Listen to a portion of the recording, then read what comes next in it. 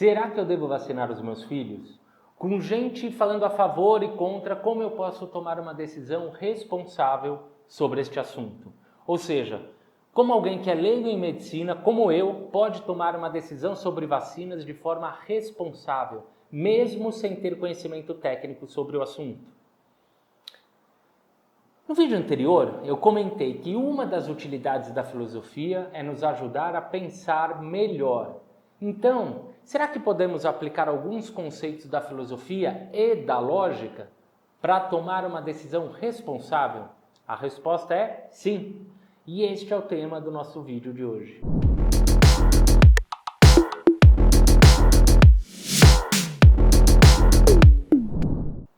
Caros e caras, sejam bem-vindos ao Engajamento, o canal que te liga com boas ideias. O meu nome é Fábio Natrielli e fica tranquilo que aqui você não corre o menor risco de sofrer traumatismo craniano por mergulhar fundo em conteúdo raso e superficial. A gente vai fundo no argumento, honra sua atenção e valoriza cada segundo do seu tempo.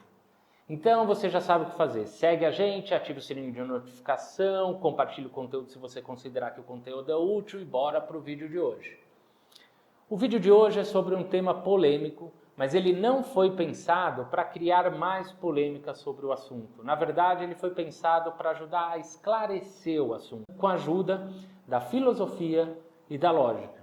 No vídeo de hoje, eu vou responder a seguinte pergunta: como um leigo, mas um leigo interessado em seguir a razão, pode pensar melhor sobre o tema da vacina sem cair na armadilha da falácia da autoridade, da paixão política, dos vieses pessoais, do auto-engano e do fla-flu que virou isso tudo? Eu percebi que o que deixa muitas pessoas em dúvida sobre a questão da vacina é basicamente isso. Elas ouvem um médico dizer uma coisa e às vezes o médico é alguém que a pessoa conhece e confia, e ao mesmo tempo ela ouve outros tantos médicos dizendo o oposto.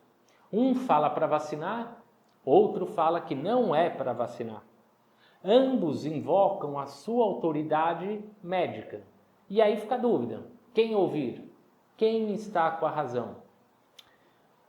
No vídeo anterior, nós fizemos uma breve introdução sobre o conceito de verdade. Se você não viu o nosso vídeo anterior, eu vou retomar esse conceito para estabelecermos as bases da nossa conversa, mas vale a pena ver, tá?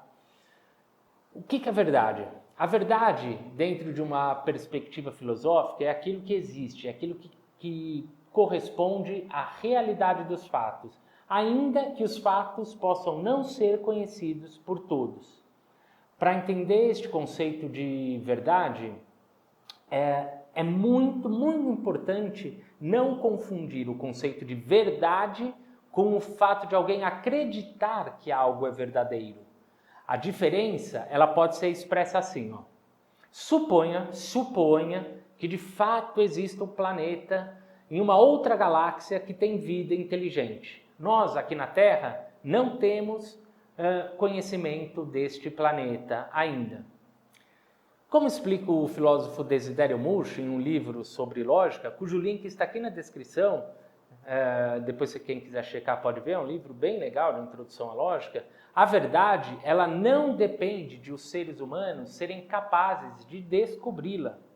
Para ser verdade que existe vida inteligente fora da Terra, basta simplesmente que exista vida inteligente fora da Terra.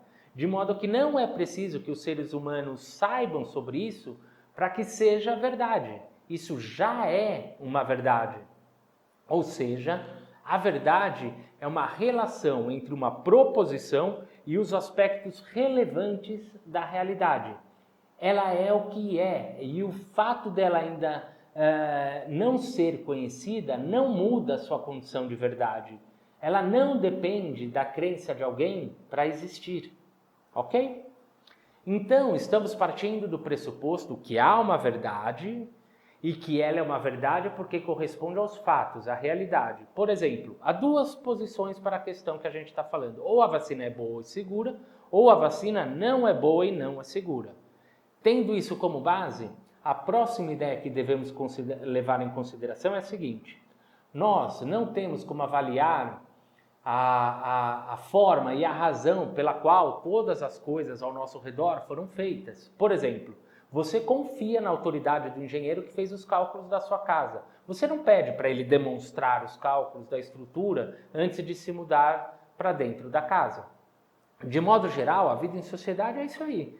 Um contrato de fé entre todas as partes. A gente confia que o mecânico do avião fez o seu trabalho, que o físico que projetou o avião sabe o que está fazendo. A gente confia que o engenheiro que fez a ponte sabe o que está fazendo. Você confia na higiene do cozinheiro de um restaurante e assim por diante. Ou seja, o nosso conhecimento sobre o mundo é limitado, a nossa racionalidade é limitada e o nosso acesso aos dados também é limitado, independente do quanto você estude, do quão inteligente e culto você seja. Você não sabe tudo. Daí que a gente sempre precisa consultar outras pessoas para os mais variados assuntos. Em filosofia, isso se chama invocar uma autoridade. Quando eu não sei de alguma coisa, eu invoco uma autoridade que tem aquele conhecimento. Se a pessoa de fato tem aquele conhecimento, nós dizemos que ela tem autoridade epistêmica sobre o assunto. Episteme significa conhecimento, ou também saber com um tipo de experiência. Portanto, uma autoridade epistêmica é alguém que sabe porque tem conhecimento, seja adquirido por estudo ou por experiência, ou por ambas as coisas. Vamos ver um exemplo bem simples de autoridade epistêmica. Imagine que eu pego meu telefone agora, eu ligo para minha mãe, que está numa cidade no interior de São Paulo, e pergunto como que está o tempo lá. Minha mãe responde que lá está chovendo muito neste exato momento. Veja, a minha mãe não é meteorologista e não tem título acadêmico na área. Contudo, neste caso, ela é sim uma autoridade epistêmica sobre aquilo que fala. Ela abriu a janela e observou que chovia. Ela sabe do que ela está falando. E eu tenho boas razões para acreditar que a minha mãe sabe sobre o que ela está dizendo. Mas ainda assim, perceba uma coisa, não basta que a minha mãe saiba que está chovendo. Para ela ser de fato uma autoridade epistêmica, é preciso que quem invoca a autoridade, que no caso fui eu que lhe fiz a pergunta, é preciso que quem invoca a autoridade seja capaz de compreender, ainda que genericamente, as provas que a autoridade fornece. Eu compreendo perfeitamente as provas que a minha mãe me dá. Eu sei que ela abriu a janela, viu a chuva e me disse exatamente o que ela viu. Eu sei como ela chegou a tal conhecimento. Agora, vamos ver um outro exemplo. Suponha que um físico teórico me diga que ele descobriu que o Big Bang nunca existiu e que o universo é eterno. Eu respondo que não acredito no que ele me diz e peço que ele me prove isso. Em resposta, ele me envia uma equação matemática que ocupa uma folha inteira. E ele fala, tá aí a minha prova, a minha tese está aprovada aqui. Bom, pode até ser que ele tenha razão, mas eu não tenho capacidade para compreender as provas que ele fornece. Eu não sou físico, eu não entendo nada daquilo. Assim, este não é um bom argumento de autoridade por si só. No exemplo que eu dei, quando perguntei como estava o tempo para minha mãe, eu compreendo como a minha mãe chegou a tal resposta. Ela abriu a janela e viu que estava chovendo. É diferente.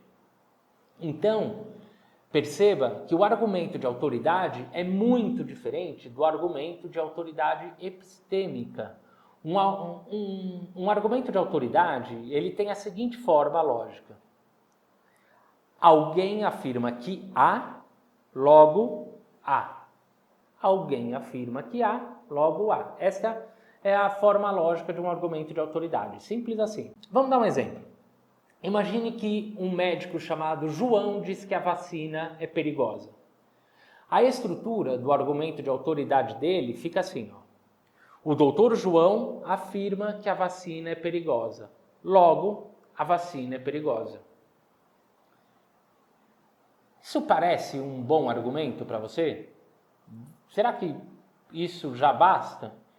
Será que só porque o doutor João acredita que a vacina é perigosa, logo se segue necessariamente que a vacina é perigosa? Claro que não. Então, para analisar a afirmação do Dr. João, nós podemos seguir alguns passos. O primeiro passo é certificar que o argumento existe de fato. O que eu vou falar pode soar estranho, mas a primeira coisa a se fazer é certificar que o argumento existe no mundo físico. Isso é, como saber que o Dr. João realmente afirmou isso?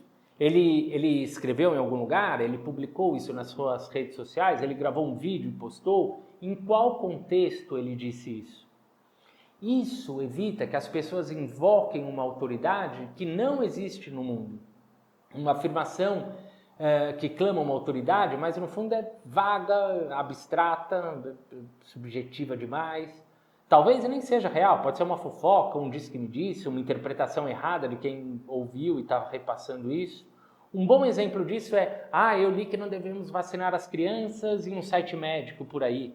Eu ouvi de um médico na TV que a vacina é perigosa. Isso, obviamente, não é um bom argumento. Em qual site você viu? Quando? Quem era o médico? Ele sabe do que está falando? Quando alguém faz uma afirmação enfática sobre um tema importante, você tem todo o direito de pedir que a pessoa especifique o que ela está falando. Se a resposta for vaga e imprecisa, obviamente o argumento é fraco. Segundo passo, presumindo que o Dr. João realmente afirmou o que se sugere, para que você possa refletir sobre a afirmação de que ele fez de forma crítica, é preciso que você compreenda bem a estrutura da prova que ele dá para a sua afirmação. Então veja bem, não importa se o Dr. João é médico, uma pessoa só tem autoridade epistêmica quando ela demonstra ter boas provas do que ela está afirmando. Portanto, não importa quais são os títulos que a autoridade possui, o seu cargo, a sua posição na organização, importa se a autoridade apresenta boas evidências que apoiem o que ela afirma, naquela afirmação específica. Qualquer outra forma de autoridade que não seja epistêmica, seja política, midiática, acadêmica, é irrelevante se a pessoa não apresenta boas provas específicas para aquele caso em si. Mas ele é médico. O fato de alguém ser médico por si só não lhe transfere autoridade epistêmica para falar sobre qualquer assunto sobre medicina, principalmente se ele não apresentar boas evidências do que ele está falando. Então, quando vemos o Dr. João afirmando que as crianças não devem tomar vacinas, apesar dele ser médico, se ele não apresenta as evidências para sustentar a sua afirmação, isso não lhe coloca em uma posição de autoridade para falar do assunto, entende? Ele precisa ter boas provas sobre aquela afirmação específica que ele está fazendo. Em filosofia, na lógica, existe uma falácia que descreve bem este tipo de caso. É a falácia da autoridade deslocada. Eu vou usar os exemplos que o filósofo Desiderio Muxo dá para isso. Tem um link bem interessante aqui na descrição também, onde ele entra mais a fundo sobre isso, tá? Mas eu vou colocar o resumo aqui. A falácia da autoridade deslocada acontece quando a autoridade invocada não tem provas do que afirma. Existem 3 formas comuns de falácia da autoridade. O primeiro tipo é bem conhecido por todos nós. É o caso famoso de alguém que possui visibilidade pública, seja uma autoridade institucional, política, econômica ou midiática. Por exemplo, um ator famoso. E ele se pronuncia sobre eutanásia. Nesse caso, dar-lhe crédito é um erro, porque a única autoridade relevante é a epistêmica. Os outros tipos de autoridades são irrelevantes. Ele é só um ator famoso falando sobre algo que tem pouco conhecimento. Em um segundo caso, a pessoa até tem autoridade, mas não sobre aquele assunto que comenta. Um economista é uma autoridade epistêmica em economia, mas não em medicina. De modo que as suas afirmações sobre vacina são falácias caso ele não tenha boas provas do que afirma. E que saiba julgá-las também. E por último, mas não menos importante, temos o terceiro tipo de falácia de autoridade deslocada, que serve muito bem para o tema do nosso vídeo sobre vacinas. Ela ocorre quando quem tem autoridade epistêmica na área em questão não apresenta boas provas do que afirma. Ou seja, a pessoa ela é da área, ela tem conhecimento, mas ela faz uma afirmação que ela não sustenta com provas. Um médico é uma autoridade epistêmica em medicina porque conhece de medicina. Mas se não tem boas provas específicas das suas afirmações acerca das vacinas, é uma falácia invocá-lo como autoridade neste caso. Então, os primeiros passos para avaliar um argumento de autoridade pode ser resumido em duas etapas. Como a autoridade sabe o que ela está afirmando, e veja, o argumento não é bom se a autoridade não tiver boas provas sobre aquela afirmação específica que faz. E 2, como eu posso saber que a autoridade sabe o que ela afirma? O argumento não é bom se quem invoca a autoridade não compreende, pelo menos genericamente, as provas que aquela autoridade vai fornecer. É o exemplo do físico que eu dei ainda há pouco. O problema todo do caso da vacina reside principalmente no segundo ponto. Se eu não tenho conhecimento técnico, como que eu posso saber se faz sentido o que aquela autoridade epistêmica está falando? Ou seja, como decidir se eu devo vacinar, se eu devo ou não vacinar os meus filhos através da razão e de forma responsável sem ter conhecimento técnico? Tem uma forma para a gente abordar o assunto com base nesse histórico. Basicamente, quando nos falta conhecimento para conseguir compreender as provas das autoridades, existem 3 aspectos que a gente deve analisar. Primeiro, é preciso certificar-se que você está falando com alguém que seja uma autoridade epistêmica na área em questão. Lembra, um médico não é uma autoridade epistêmica sobre todo assunto médico apenas porque ele é médico. No caso do exemplo que estamos usando, será que o Dr. João é pediatra? Ele é infectologista? Ele é imunologista? Ele é um especialista? Vamos supor que o Dr. João cumpra este requisito. Ele não é só um especialista, como ele tem mestrado e doutorado em pediatria e imunologia. Ele é um especialista na área. Isso basta? Não, não basta. A gente já viu isso, que mesmo um especialista, ele precisa dar provas sobre aquela afirmação específica que ele faz. Quando falo em dar provas sobre a afirmação específica, significa que as provas devem dizer respeito somente àquela afirmação em questão, e não sobre outras afirmações. Eu acertei tudo no passado. Não importa, a gente está falando desse assunto. É específica àquela afirmação, correto? Além disso, a autoridade não é transferível, porque quem tem autoridade epistêmica sobre uma afirmação não ganha autoridade sobre outra, automaticamente, né? Então, ele é um médico que acertou muito num caso e automaticamente a gente deve ouvi-lo em todos os casos. Não é assim que funciona. Cada afirmação deve conter provas para sustentar aquela proposição de forma específica, tá bom? Por quê? Porque assim, quem clama ser uma autoridade no assunto, ele deve submeter as provas específicas de uma determinada afirmação para que outros especialistas chequem os dados, o método, o desfecho, etc. Isso nos leva ao ponto seguinte, que é o segundo passo que a gente falou daqueles 3. Considere se existe um amplo consenso entre as autoridades epistêmicas da área. Por quê? Porque um médico especialista que defende uma teoria que poucos médicos daquela área aceitam, talvez até tenha razão. Mas quem não for médico especialista não tem boas razões para pensar que ele está certo. Simples assim. Você entendeu o raciocínio? É assim. Nenhum leigo está em condições de examinar em detalhes as provas que aquele médico que vai contra o consenso da comunidade científica tem para mostrar. Quem tem competência para analisar? Apenas quem tem conhecimento na área, os colegas médicos especialistas, né? Provavelmente, vai que tem um leigo que é super estudado, também teria, mas de modo geral, só quem é muito especialista que vai dominar um assunto técnico desse.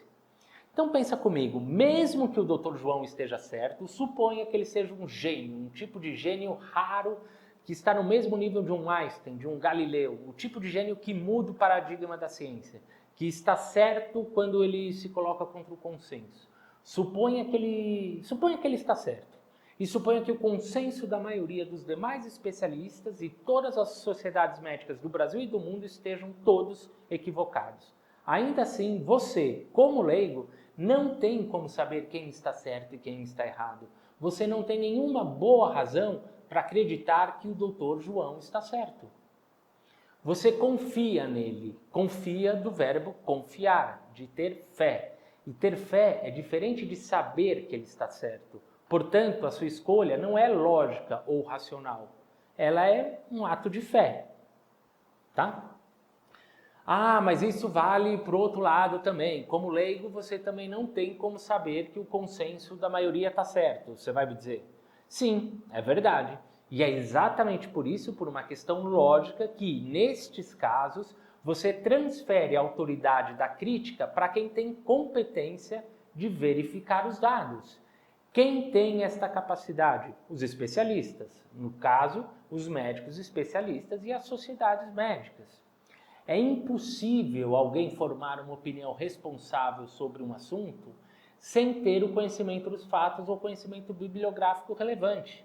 Quando você não tem conhecimento dos fatos e esse conhecimento bibliográfico, a posição mais sensata é prestar o que chamamos de deferência epistêmica pelo especialista. Você aceita o que ele diz com base no peso das provas que ele dá, somada à opinião dos especialistas sobre tais provas. Quando você não tem conhecimento de um assunto, você não sabe avaliar você não sabe avaliar como a autoridade tem conhecimento. E caso não seja necessário tomar uma decisão, a posição mais sensata e responsável é assumir a sua ignorância e não defender nenhuma parte. Você assume a sua ignorância no assunto e se mantém cético e aberto aos novos conhecimentos. Simples assim. O problema é que no caso da vacina, há uma escolha a ser feita impreterivelmente. Os pais têm que fazer uma escolha. Não vacinar é fazer uma escolha tanto quanto vacinar. Neste caso, em que você é leigo e precisa tomar uma decisão, é recomendável prestar deferência epistêmica, ou seja, aceitar o que dizem os especialistas, aceitar o que dizem as sociedades médicas especialistas do Brasil e do mundo. Aliás, a gente faz isso o tempo todo. Por exemplo, quando temos um caso de doença grave na família, a gente presta deferência epistêmica ao especialista. A verdade é que um leigo não tem como defender qualquer outra posição com base na razão pura, né? Não é uma posição lógica, entende isso? Neste ponto, quando falamos de aceitar o que dizem as sociedades médicas, vai vir uma objeção, que eu sei que é porque eu já conversei com amigos meus sobre este assunto. E a maioria deles vai falar assim, mas eu não considero a opinião das sociedades médicas e agências nacionais, tipo Anvisa, etc., porque a indústria farmacêutica está por trás disso tudo. A Anvisa tem interesses escusos sobre isso. E isso nos leva ao terceiro e último ponto de análise para checar a validade da autoridade epistêmica, que é o que a gente falou lá atrás. A gente falou duas, a terceira é uma questão puramente ética. É preciso que os especialistas não estejam tentando enganar o público em geral, defendendo uma falsidade que os beneficia econômica, política ou socialmente, né? Então esse é outro ponto que tem que estar muito claro. Feito tudo isso, agora que mostramos o método, podemos aplicar esta lógica em termos práticos? Quando alguém afirmar qualquer coisa sobre vacinas, pergunte-se: a pessoa que fala compreende genericamente as provas daquilo que afirma? Será? É um médico. Como que um médico sabe o que ele está afirmando? Como eu posso saber se o que o médico diz tem fundamento? Eu sei avaliar o que ele está me falando? Ele é um especialista na área? Ele mostra provas com bom nível de evidência do que diz?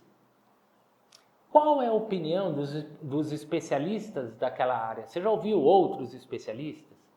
Qual é a opinião da maioria dos especialistas daquela área?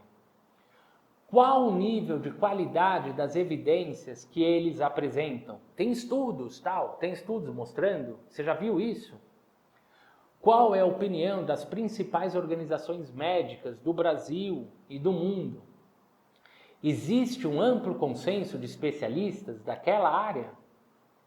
Quando você faz uma análise assim, e não leva em conta apenas a opinião de uma única pessoa, mas analisa o conjunto da obra, a decisão mais lógica não é assim muito difícil. Pensa assim, talvez se perguntar, qual boa razão eu tenho para acreditar no que fala um grupo pequeno de médicos? E por outro lado, qual boa razão eu tenho para não acreditar no que fala a maioria dos especialistas e principais sociedades médicas em imunologia, pediatria e infectologia no Brasil e no mundo? Posto tudo isso, de novo, não me parece ser uma decisão tão difícil assim, né? Outra coisa que eu quero falar é sobre o medo da vacina. Será que todo este medo se justifica? Vamos falar de números. Como diz um ditado italiano, números não são uma questão de opinião. Vamos ver alguns dados que a Fiocruz publicou recentemente. As referências destes dados também estão todas no link aqui na descrição, tá? Bom, segundo a Fiocruz, o risco de uma criança ser hospitalizada pela Covid é 2.700 vezes maior que o risco de um efeito adverso relacionado à vacina, como a miocardite, né, que todo mundo mais fala. Nos Estados Unidos, os casos de miocardite foram de 0,0001%. O que isso significa? Que nos Estados Unidos, a cada 1 milhão de crianças vacinadas entre 5 e 11 anos, apenas uma teve sinais de miocardite e não foi nada grave, ninguém foi a óbito até o presente momento. Além disso, não é apenas a vacina que pode causar miocardite. Se a criança pegar o vírus, ela também pode ter miocardite. E pior, em uma forma mais grave. A chance da criança ter um problema de miocardite quando ela acontece por infecção natural é muito maior do que uma reação adversa à vacina.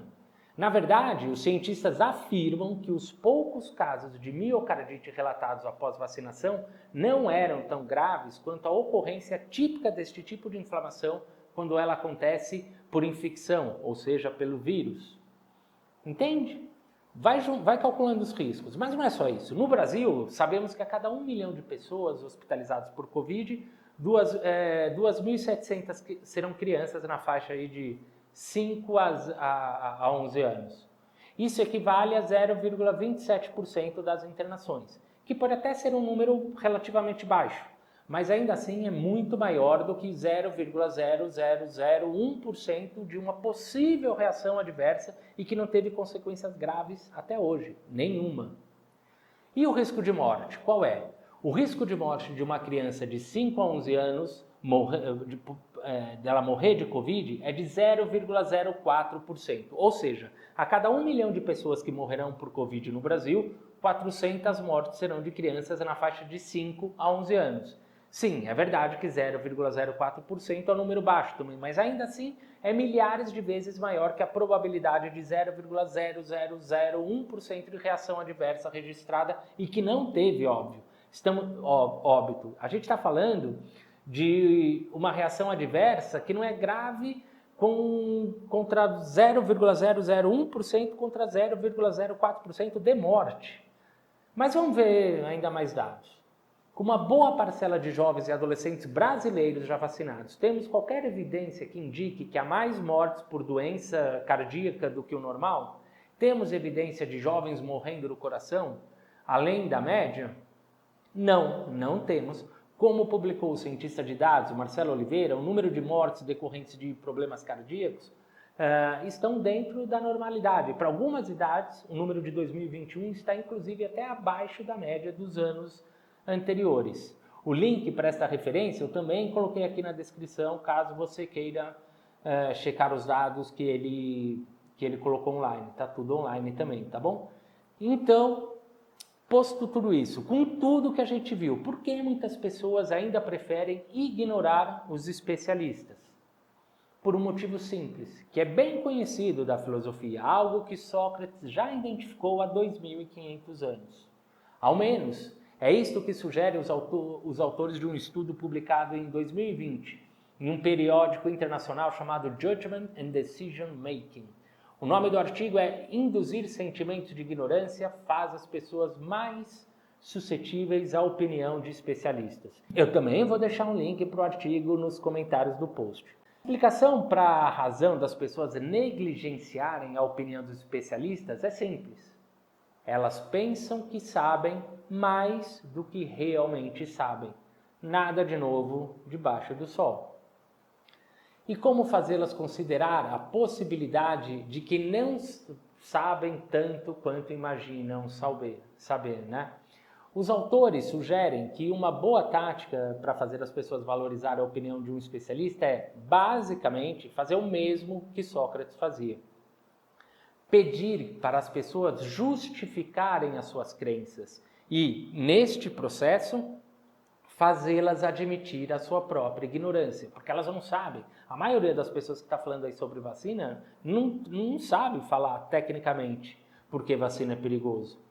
E aí, de acordo com os autores, minar a ilusão de conhecimento que o leigo possui faz com que ele, o leigo, revise as suas crenças sobre como as coisas funcionam. E ao repararem que não sabem justificar razoavelmente muitas coisas que pensavam saber, eles abrem espaço para ouvir o que os especialistas têm a dizer. Então é isso, pessoal. Espero que este vídeo tenha sido útil e, na dúvida, fale com o seu médico.